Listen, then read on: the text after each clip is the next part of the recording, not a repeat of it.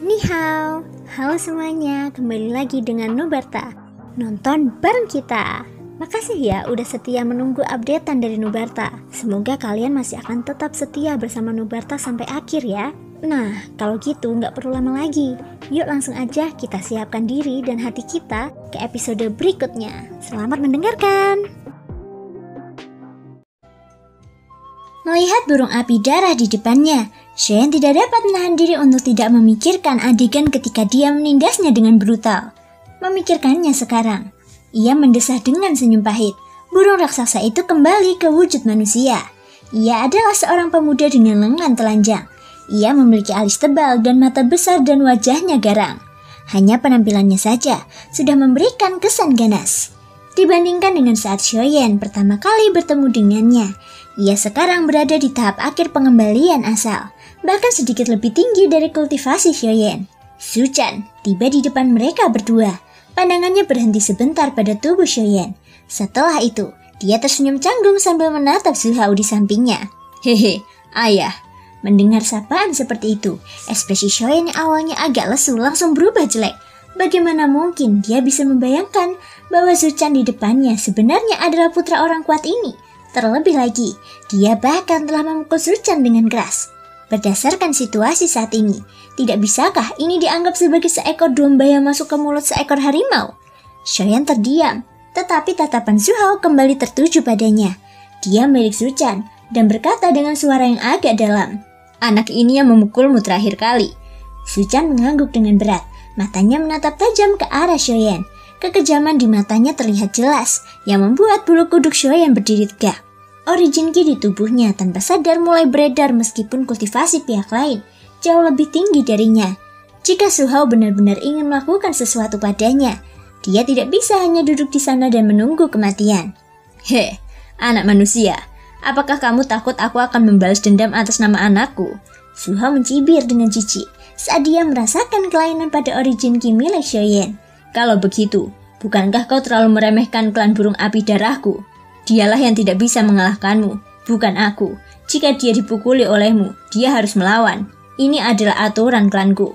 Selama dia tidak lumpuh atau mati, kau dapat melakukan apapun yang kau inginkan. Aku tidak mau repot-repot. Jadi, jika kau ingin pergi hari ini, kau dapat bertarung dengan Su-chan. Jika kau menang, kau dapat pergi kemanapun yang kau inginkan. Tetapi jika kau kalah, kau dapat pergi dari hutan Maple Api. Orang di luar itu tampaknya sedang menunggumu. Su-hao berbicara dengan suara rendah dan dalam. Kesabaran dalam kata-katanya membuat Cheyenne tidak tahu apakah harus tertawa atau menangis. Sikap bebas seperti ini agak terlalu santai.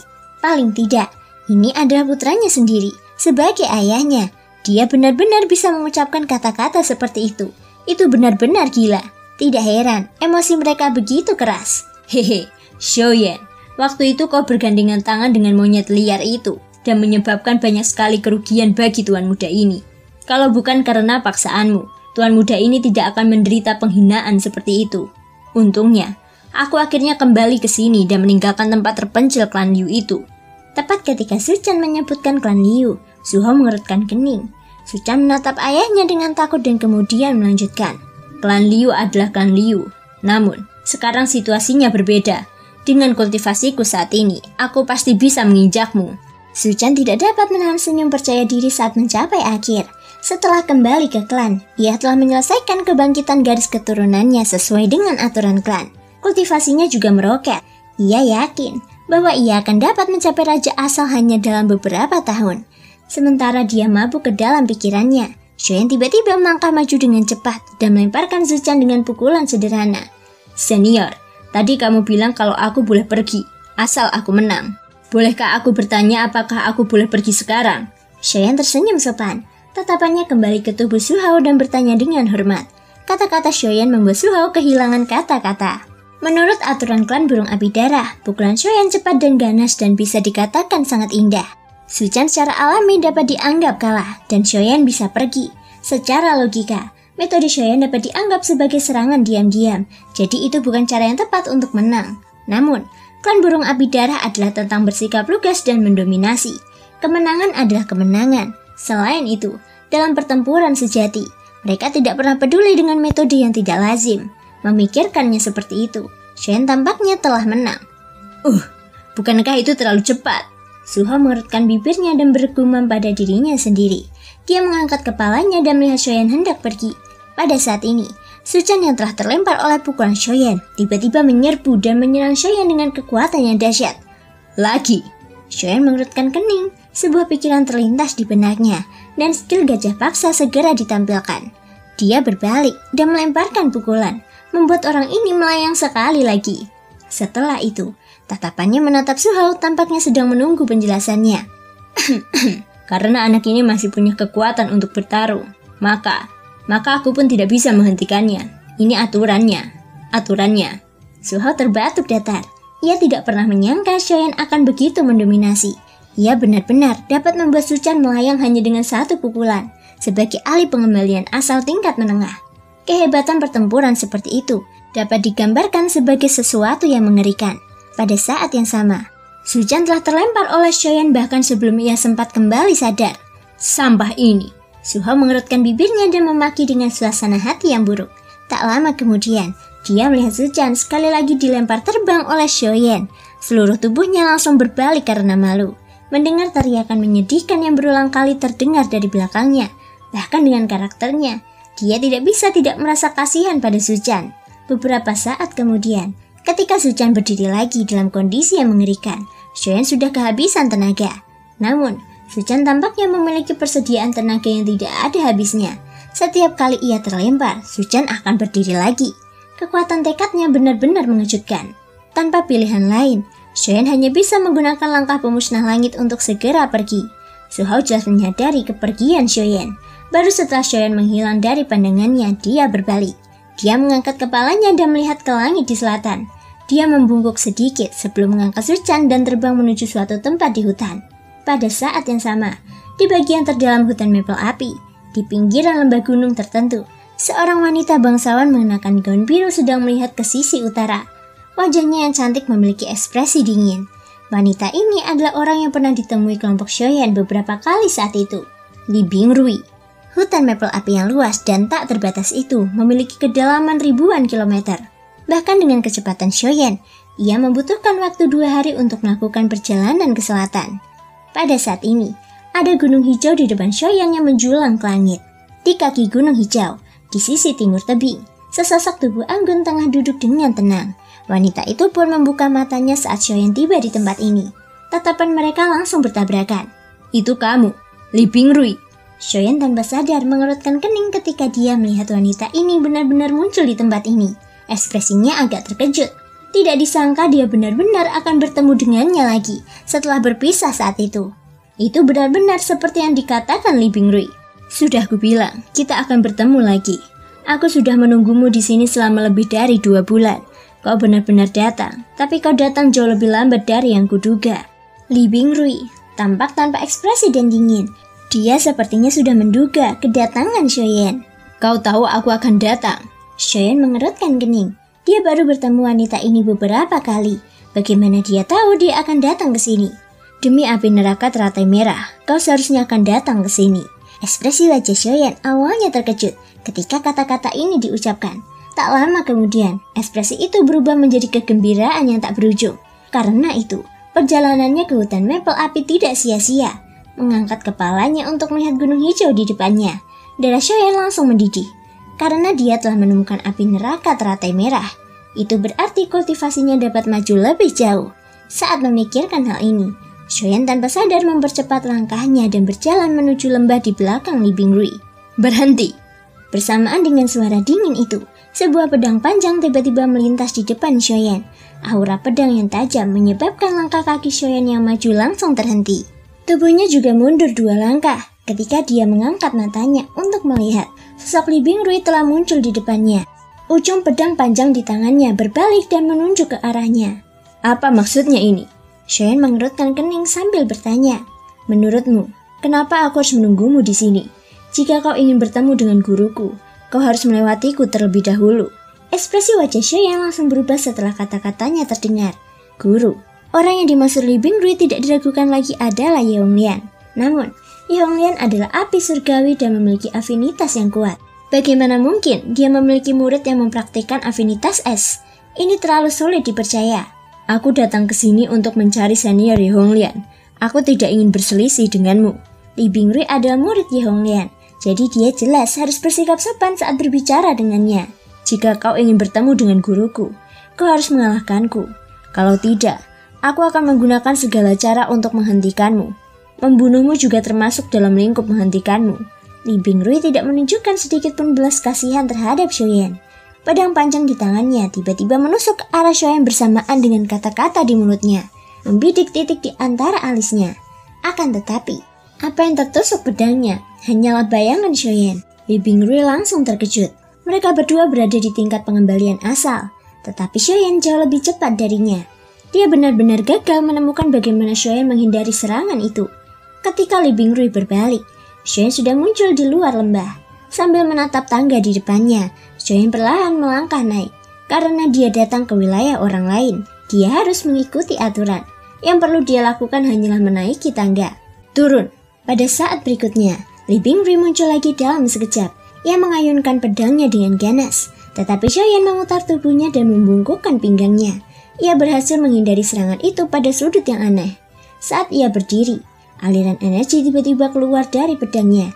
Energi itu melesat dari bawah, menyasar selangkangannya. Bukankah kau akan mengakhiri garis keturunanku? Shoyan hanya bisa mundur tanpa daya. Saat dia berhenti, dia segera menggunakan teknik gajah kekuatan dan menghancurkan aliran energi itu dengan pukulan. Namun, pada saat yang sama, aura yang sangat dingin melilit tangan Shoyan. Lapisan es tipis dengan cepat menyebar di lengan kanannya. Dinginnya ekstrem itu menyebabkan tubuh Shoyan merasakan sakit yang menusuk. Dengan sebuah pikiran, api surgawi menyala dan perlahan mencairkan lapisan es tipis itu. Namun, pemandangan ini juga membuat Shoyan sangat terkejut. Itu hanyalah lapisan es tipis, tetapi mampu bertahan selama beberapa tarikan nafas di bawah api surgawinya.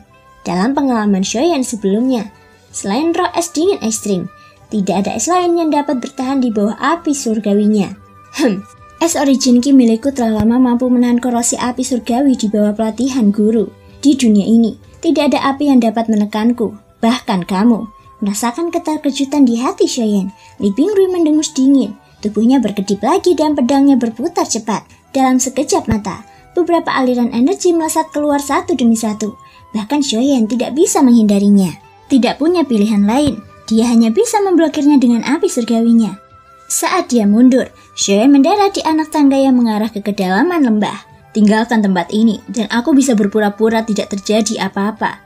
Jika kau tidak datang lagi, aku tidak akan mencari masalah denganmu. Li Bingrui berdiri di tangga dan menatap Shoyan dengan dingin. Nada suaranya sangat tegas, agar tidak meninggalkan guru dan tidak membiarkan gurunya menghilang dari dunia ini. Dia tidak akan pernah mengizinkan Shoyan melangkahkan kakinya ke lembah. Dia telah berlatih keras selama bertahun-tahun dan berlatih melintasi benua sehingga suatu hari dia bisa mengusir mereka yang datang mencari Ye Honglian. Dia tidak akan membiarkan siapapun melangkah ke tanah suci, yaitu hutan mapel api. Maafkan aku bisa mengerti betapa pentingnya gurumu bagimu. Tapi aku juga berharap kamu bisa mengerti bahwa menemukannya adalah keputusanku, dan tidak ada seorang pun yang bisa menghentikanku. Ucap Shoyan. Saat suaranya memudar, dia mengaktifkan teknik gajah raksasa. Kau sedang mencari kematian. Ekspresi dingin muncul di wajah Li Bingrui saat tubuh emas Shoyan mengembun. Dalam sekejap mata, dia muncul di hadapan Shoyan. Ujung pedang itu merobek ruang ketika menusuk ke arah Shoyan. Ketika pedang itu kurang dari 1 meter dari Shoyan, Shoyan mengangkat tangan kanannya dan mengulurkan 2 jari untuk menghentikan pedang itu. Tidak peduli seberapa kuat Li Bingrui menggunakan, dia tidak dapat bergerak sedikit pun. Kamu adalah murid Ye Honglian. Aku tidak ingin bertarung denganmu, jadi silahkan minggir. Shoyan berkata dengan acuh tak acuh. Pedang panjang di tangan Li Bingrui segera ditarik tak terkendali oleh Shoyan. Setelah itu, dia mengayunkannya dengan lembut dan pedang itu dimasukkan ke dinding batu di kejauhan. Shoyan kemudian melangkah maju dan melangkah lebar menuju tangga. Aku tidak akan mengizinkanmu naik. Ekspresi wajah cantik Li Bingrui menjadi semakin muram saat melihat Shoyan masih tidak mau berhenti. Tubuhnya yang halus bergerak dan dia sendiri menerkam Shoyan. Origin Ki berputar di antara kedua tangannya saat energi yang bergejolak mengalir keluar dan dengan gila-gilaan membobardir tubuh Shoyan. Shoyan tidak berani ceroboh. Es dingin Li Bingrui mampu menetralkan suhu api surgawi sampai batas tertentu. Akan sangat merepotkan jika seseorang bersentuhan dengannya. Oleh karena itu, Shoyan hanya bisa menggunakan langkah pemusnah langit untuk menghindari serangan tajam Li Bingrui ini. Setelah mencapai level lanjutan dari langkah pemusnah langit, kecepatan Xiaoyan telah mencapai level yang sama sekali baru. Dalam hal kecepatan, Xiaoyan bahkan dapat menyamai raja asal biasa. Apalagi, ahli pengembalian asal tahap akhir seperti Li Bingrui setelah beberapa ratus kali bertukar. Dia bahkan gagal menyentuh ujung pakaian Xiaoyan yang membuat Li Bingrui marah. Bajingan, apa kau hanya tahu cara menghindar jika kau seorang pria? Sekali lagi, Xiaoyan menghindari serangannya. Li Bingrui sudah sangat marah hingga ia menggertakkan giginya. Namun, Xiaoyan masih memiliki senyum yang pantas dipukul. Aku sudah bersikap lunak padamu dengan tidak menyerangmu. Apakah aku harus berdiri di sini dan membiarkanmu memukulku? Ucap Xiaoyan. Persetan, siapa yang butuh kamu bersikap lunak padaku? Jika kamu benar-benar punya kemampuan, maka lawanlah aku dengan adil dan jujur. Sambil berbicara, Xiaoyan dengan mudah menghindari serangan Li Bingrui lagi. Kau akan membawaku menemui tuanmu jika aku menang. Ucap Xiaoyan sambil tersenyum tipis. Senyumnya menunjukkan ketenangan saat dia melihat tubuh indah Li Bingrui berlari melewatinya. Omong kosong, mustahil bagimu untuk mengalahkanku. Dan lupakan saja kesempatanmu untuk menemui tuanku. Wajah cantik Li Bingrui langsung menunjukkan ekspresi marah saat kutukan itu keluar dari mulutnya. Namun apa yang terjadi berikutnya adalah tamparan. Wajahnya begitu merah hingga mencapai telinganya. Mata cantiknya menunjukkan ekspresi tidak percaya. Beberapa saat yang lalu, Xiaoyan benar-benar telah... Jika seorang cantik berkata seperti itu, berhati-hatilah agar kamu tidak menjadi jelek. Xiaoyan tersenyum tanpa malu saat merasakan kelembutan yang tersisa di telapak tangannya. Dia tak kuasa menahan diri untuk menggosok kedua tangannya. Tadi, saat Li Bingrui mengumpat keras, tubuhnya kebetulan lewat di depan Xiaoyan. Karena itu dia menamparnya sambil lalu. Pada akhirnya, tamparan itu mengenai pantatnya yang sangat elastis. Mati! Kemarahan di wajah Li Bingrui menjadi semakin berat. Hatinya sangat malu dan kesal. Dia mengulurkan tangannya dan memberi isyarat. Pedang panjang sedingin es yang ditembakkan oleh Xiaoyan langsung kembali ke tangannya. Mengikuti suara udara yang pecah, puluhan pilar energi melesat keluar secara berurutan, mengincar titik-titik vital Xiaoyan. Bahkan ada beberapa pilar energi yang tanpa sadar melesat ke arah selangkangan Xiaoyan. Hal ini menyebabkan gerakan menghindarnya menjadi semakin cepat. Setelah gagal puluhan kali, Li Bingrui melempar pedang panjang di tangannya. Saat pedang panjang itu mendekati tubuh Xiaoyan, tiba-tiba meledak, berubah menjadi pecahan-pecahan yang memenuhi langit. Dengan kekuatan menembus udara, pecahan-pecahan itu melesat ke berbagai bagian tubuh Xiaoyan. Tentu saja, mustahil untuk menghindari serangan yang terkonsentrasi seperti itu. Tetapi, Xiaoyan berhasil memblokirnya dengan origin Qi yang kaya di dalam tubuhnya. Hampir pada saat yang sama, Li Bingrui mengangkat tangannya. 10 jarinya saling bertautan, dengan cepat membentuk segel di antara kedua tangannya. Origin Qi terus-menerus menyembur keluar dari tubuhnya, mengembun menjadi pedang panjang sedingin es di udara di sekitarnya. Pembunuh es misterius. Pedang itu tiba-tiba menembus udara dan melesat dengan keras ke arah tubuh emas Xiaoyan. Namun, ini bukanlah akhir. Jalan Agung Es, ilusi es misterius. Teriakan Li Bingrui sekali lagi keluar dari mulutnya. Pada saat yang sama, banyak cermin yang terbentuk dari es dingin segera mulai terbentuk di sekitar tubuh Xiaoyan. Kekuatan Jalan Agung ditampilkan pada saat ini. Di dalam setiap cermin ada gambar yang mirip dengan Li Bingrui. Dia memegang dua pedang dan langit dipenuhi dengan pecahan es dingin. Hal yang paling mengejutkan adalah ketika Li Bingrui mendekati Xiaoyan, gambar-gambar di dalam cermin benar-benar melompat keluar dari cermin dan menggumpal menjadi substansi sebelum menusuk dengan keras ke arah Xiaoyan. Puluhan Li Bingrui memegang pedang mereka pada saat yang bersamaan. Pecahan es yang tak terhitung jumlahnya melesat ke arah Xiaoyan sambil disertai aura yang sangat dingin. Seluruh tempat itu langsung menjadi dingin karena jalan es yang agung. Bahkan tindakan Xiaoyan dan kecepatan sirkulasi origin Qi di tubuhnya pun terpengaruh. Jalan es agung wanita ini mengerikan. Bahkan dengan kekuatan mental Xiaoyan, hatinya tanpa sadar merasa terkejut saat merasakan hal ini. Terlebih lagi, dari penampilan sikap Li Bingrui, seolah-olah dia ingin mengambil nyawanya. Jika dia terus bertahan dengan keras kepala, kemungkinan besar dia akan benar-benar dalam bahaya. Xiaoyan, karena kau ingin bertemu denganku, kau harus mengalahkan muridku terlebih dahulu. Kalau tidak, seperti yang dikatakan gadis ini, pergilah dari sini dan jangan pernah kembali lagi. Pada saat inilah, suara yang dipenuhi aura anggun tiba-tiba terdengar di benak Xiaoyan. Hampir seketika, Xiaoyan tiba-tiba mengangkat kepalanya dan melihat ke sekeliling. Senyum muncul di wajah Xiaoyan saat dia melihat Li Bingrui yang semakin dekat dengannya. Dengan kata lain, Ye Honglan memintanya untuk mengambil tindakan. Karena senior berkata demikian, maka junior akan menerima undangan senior. saat suaranya memudar. Shoyan mencengkeram udara dan penguasa Swan melayang ke tangannya. Pada saat yang sama, api biru muda tiba-tiba membumbung. Terima kasih semua sudah mau mendengarkan dari awal sampai akhir. Sampai jumpa di episode berikutnya.